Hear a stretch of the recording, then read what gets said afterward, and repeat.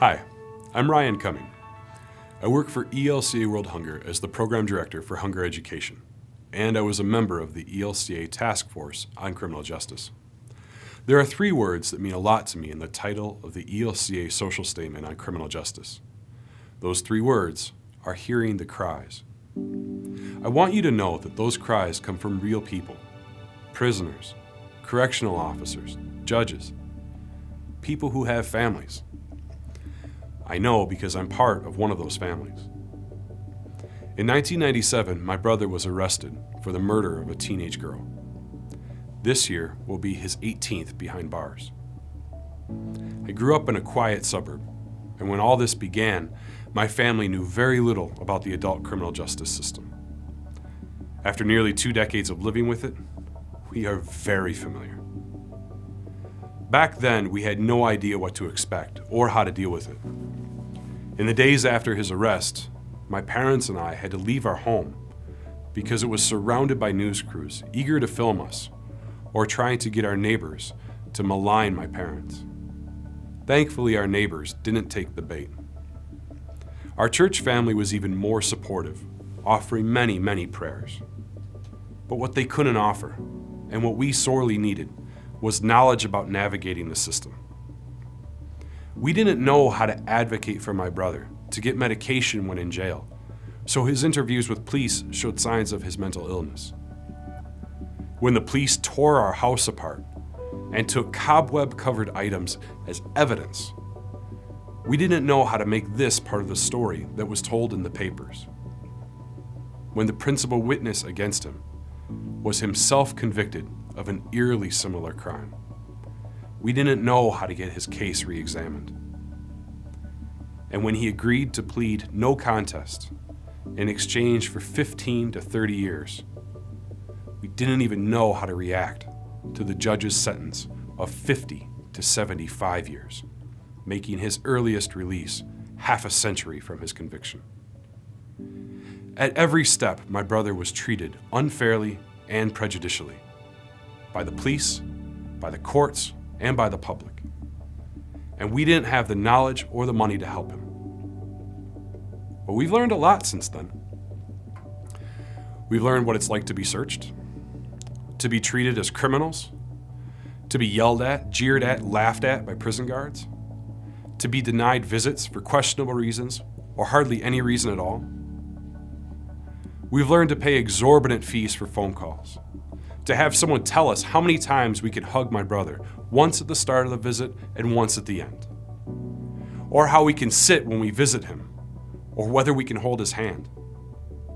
Most recently, we've learned what it's like to have him move to a prison several hours away when my disabled mother can't easily drive to visit him. I've learned what it's like to describe to my children an uncle they can't visit and may never meet. We've also learned that there are some good people on both sides of this malformed system. Guards who can be kind, police who can be fair. But that doesn't make it any easier to deal with the many that aren't. And my brother's learned. He's learned how to survive under threat of violence, how to live in solitary confinement for up to 23 hours a day, and how little a presumption of innocence really means. So we all cry out in anger for a system that seems tilted against us, in anguish for the young girl who was killed and her family, in desperation for justice and fairness. We cry out because sometimes there is nothing you can do but scream and hope someone is listening. This isn't a theoretical problem for me. This is my life. In session 1, we talked about why all of us should care about this topic of criminal justice. There are many theological reasons: Scripture, the cross, grace, compassion. All of that is true and important. But what makes this so urgent right now is that real people are hurting. Real people who are, literally or figuratively, our brothers and sisters, our neighbors. Who is my neighbor? You remember that question. It comes from the parable of the Good Samaritan. The lawyer asks Jesus that question right at the beginning, and Jesus answers by telling the story of a Samaritan. Jesus teaches the lawyer some key truths. First, that loving God and loving our neighbor go hand in hand. Second, that we aren't called to choose our neighbors, but to choose to be neighbors. And third, that being a neighbor means paying attention to the person, the image of God, on the side of the road. Let's pretend for a moment that instead of being on the road from Jerusalem to Jericho, the Good Samaritan was walking down a street in one of our towns in the United States. That street ran past a courthouse, some private homes, and a jail. Who would the Good Samaritan hear crying out as he walked down that street in my hometown or yours?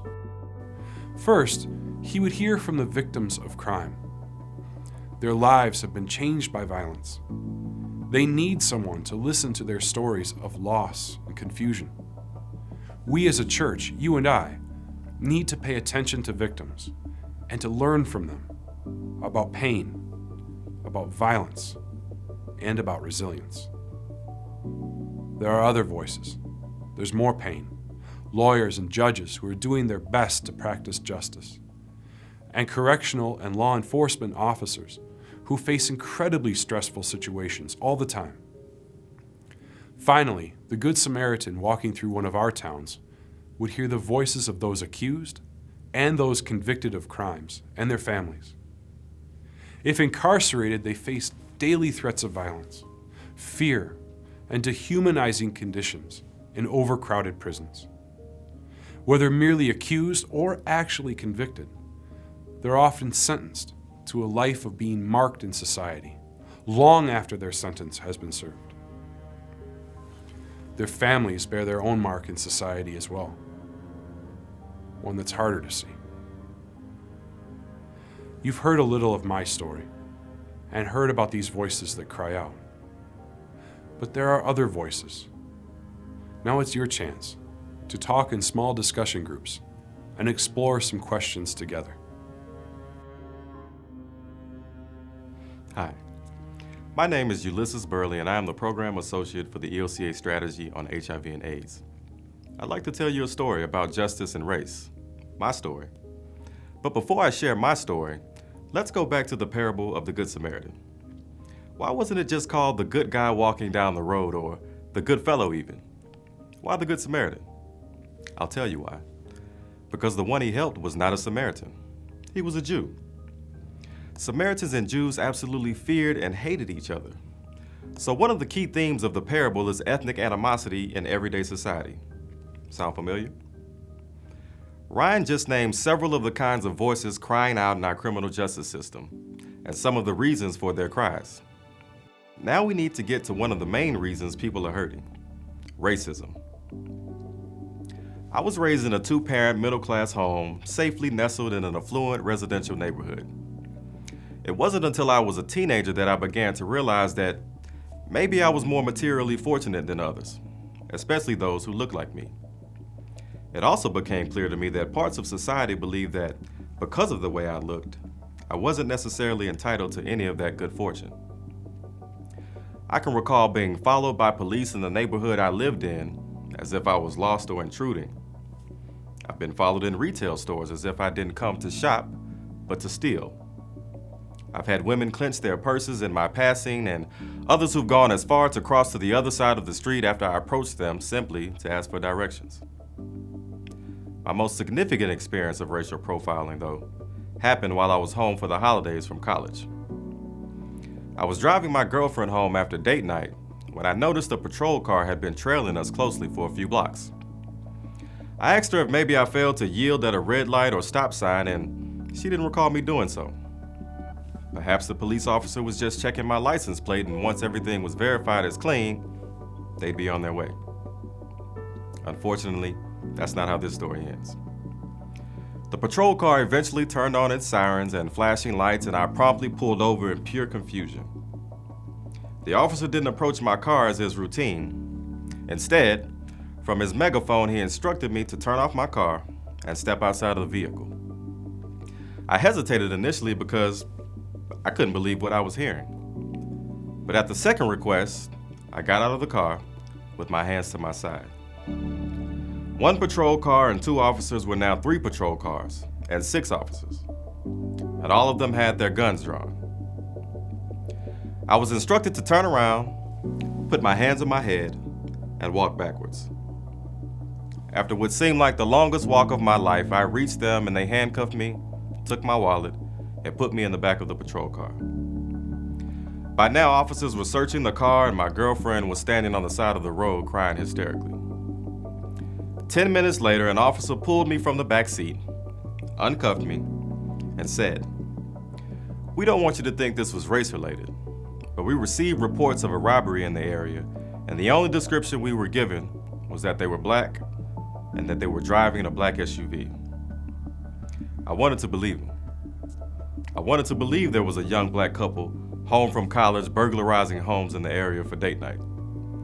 But even if that were true, that wouldn't change the fact that 6 guns were drawn on me, or that my vehicle was unlawfully searched, or that my girlfriend was scared, afraid, and confused.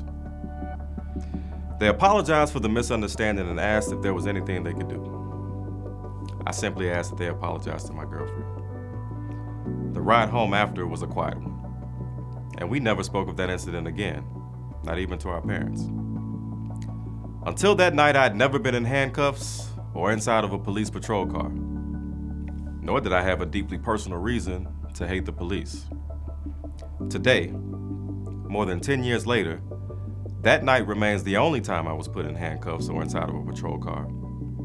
And despite that fact, I don't hate the police. Law enforcement officers have a difficult job, and sometimes have to make life or death decisions on the basis of very little information. However, I now have a deeply personal understanding as to how race can impact those decisions, and how the intersection of race in the criminal justice system could have cost me my life had the wrong decisions been made. There are many ways that racism undermines justice in the U.S. system, but here are some examples identified in the ELCA social statement. People of color experience statistically higher rates of contact with police, even when factoring in age, economic status, and other variables. African American drivers are 3 times more likely than others to have their vehicle searched when stopped, and twice as likely to be arrested. We are more likely to then be convicted and incarcerated, and less likely to be released on bail. Because people of color are also more likely to live in poverty, to be black and driving a nice car in a nice neighborhood, as I was, creates suspicion, a foundation upon which racial profiling has been built. So let's talk more about racism. Because we as the church believe that all people bear God's image and are loved by God, and we define racism not as an issue of skin, but an issue of sin. According to our 1993 social statement, racism is constructed on 3 P's: power, privilege, and prejudice. Racism is a violation of God's intent for all of us. The ELCA has long recognized that racism infects and affects all aspects of our society, including our criminal justice system. Systems are made up of people, like us. You just heard my story, and mine is just one of so many more stories about how inequality changes lives on a day-to-day basis. We in the ELCA are called by God to sit down and have some hard and honest conversations about race. The social statement on criminal justice presents hard evidence about how racial bias is insidiously wound into the criminal justice system. Right now, it's up to us to take the next step of honestly looking at how race affects each of our lives and relationships, not just as individuals, but as a church. Our church, the ELCA, is walking down the road to Jericho. And as we walk, who are we passing by? As the parable of the Good Samaritan reminds us, we are all God's children. We are all neighbors. We all matter.